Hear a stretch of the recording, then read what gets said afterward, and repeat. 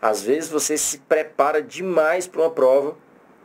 Preste atenção em tudo que o teu professor diz. Cuidado com a teoria, conceitos básicos, tudo. E quando chega na prova, o elaborador cria uma questão simples, mas onde ele apresenta as informações que costumeiramente são dadas de uma forma, de um jeito diferente. Muitas vezes a unidade de medida. E isso às vezes acaba sendo um problema.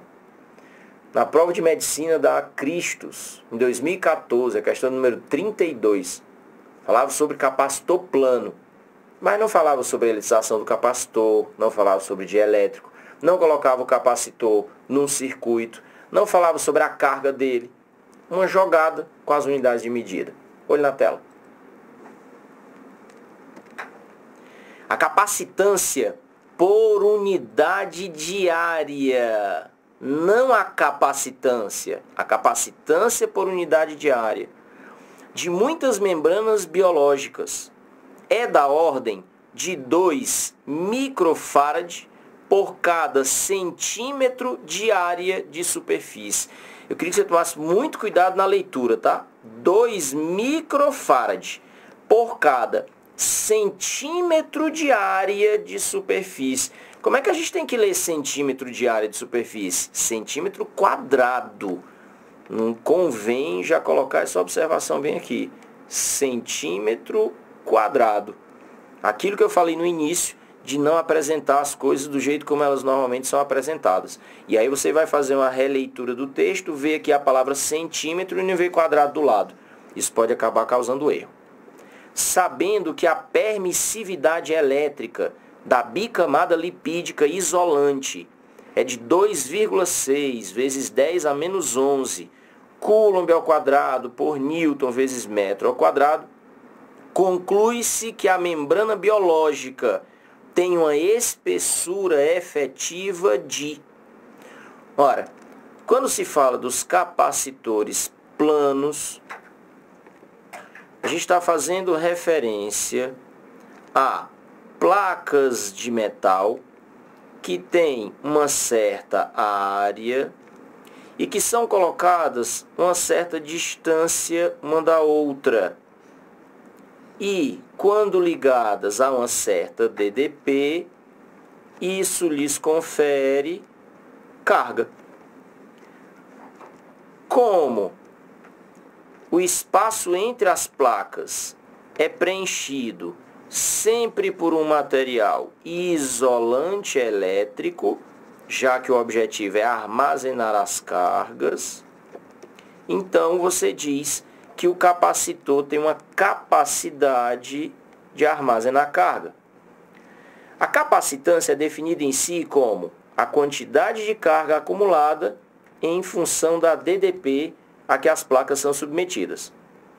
Entretanto, no caso específico do capacitor plano, a capacitância pode ser medida como a permissividade, a área das placas e a distância entre elas. Observe do que a questão falava. Não foi dito a capacitância, mas a capacitância por unidade de área. Então a gente vai ter que brincar um pouquinho com a matemática, pegar essa área e trazer aqui para baixo. De modo que nós teríamos a capacitância sobre a área, do jeito como foi dito no texto, e do outro lado da expressão, a permissividade sobre a distância. Essa distância que pode ser chamada de a espessura do capacitor. Não é a espessura das placas, tá? É a distância entre elas. De modo que essa expressão seria suficiente para resolver a questão. Observe. A partir da expressão que nós conseguimos, capacitância por unidade de área é o mesmo que permissividade dividido pela espessura. Olha as informações que foram dadas. 2 microfarads por cada centímetro quadrado. Foi essa a leitura que nós fizemos. Então, 2 microfarad por cada 1 centímetro quadrado. Eu tenho que ir para o sistema internacional. Mas, Idelfrânio, centi não é a centésima parte, mas aqui é a área, está elevado ao quadrado. Do outro lado, ainda coletando as informações, a permissividade elétrica, o valor foi dado como 2,6 vezes 10 a menos 11. E as unidades, Coulomb ao quadrado, Newton, metro quadrado, tudo no sistema internacional. A única variável que tem na equação é exatamente a distância, que foi o que ele me pediu, aqui chamado no enunciado como espessura efetiva. Então, as contas são relativamente simples e eu queria chamar a atenção para um detalhe. Apesar de ter tido capricho no jeito de dar a informação das unidades, mas não houve na hora de elaborar as alternativas. Repara uma coisa aqui comigo. Tirando as potências de 10, o que tem de número aqui é esse 2,6 para dividir com esse 2, que daria 1,3. Eu estou certo em supor que se você estivesse sozinho lá na hora da prova, tentando ganhar tempo, essa altura do campeonato, você já teria marcado a única opção que aparece com 1,3, sem se preocupar com as potências, a chance de errar é mínima. Mas deixa eu cumprir minha obrigação de professor. Meios pelos extremos. A distância vai ficar, de fato, aquele 1,3, acompanhado da potência 10 a menos 11. E observa que aqui nós temos 10 a menos 6 dividido por 10 a menos 4, o que daria 10 a menos 2, que está ali em cima multiplicando, vai passar para o outro lado da equação, dividindo. Então, 1,3 vezes 10 a menos 9, né? Isso aqui vai subir positivo. Como eu estou calculando distância, e eu estou trabalhando no sistema internacional, então a distância vai aparecer em metros. Observe que esse 10 a menos 9 é uma potência de 10 bem conhecida, uma potência de submúltiplo, tem nome, é um prefixo. A gente chama 10 a menos 9 de nano. E só para justificar exatamente o que vinha escrito na alternativa B de bola. Para não deixar de fazer aquela leitura dos textos da Unicristos que podem ser lidos depois, quando você já tiver passado, recebeu o resultado, foi aprovado. Eles são sempre curiosos e a gente aprende mais com eles. A bicamada lipídica isolante, que constitui as membranas biológicas, apresenta a propriedade de separar as soluções condutoras dos meios intra- e extracelulares. Tal estrutura isolante, separando dois condutores, constitui o que denominamos em eletricidade de um capacitor. A capacitância de um capacitor é a medida da quantidade de carga que pode ser transferida de um condutor a outro para atingir-se uma dada diferença de potencial entre eles. Não queria perder a oportunidade de dar uma olhadinha na figura que mostra o capacitor.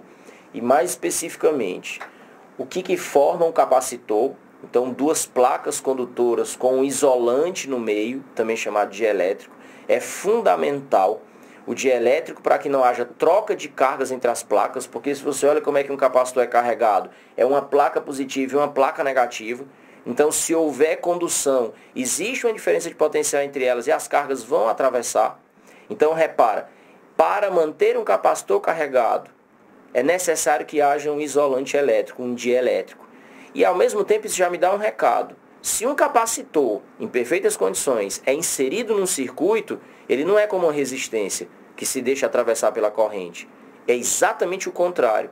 Aquele isolante entre as placas, aquele recheio isolante, aquele dielétrico, não deixa que passe corrente alguma no capacitor. Isso é uma observação importante. E para finalizar, essa última figurinha. Como é que as placas são eletrizadas? Ali, ó, você liga as placas numa bateria. Placa ligada ao polo positivo, fica eletrizada positivamente. Placa ligada ao polo negativo, fica eletrizada negativamente. Final da brincadeira. A DDP que vai existir entre as placas é igual à DDP da bateria que foi utilizada para carregar o capacitor. É isso.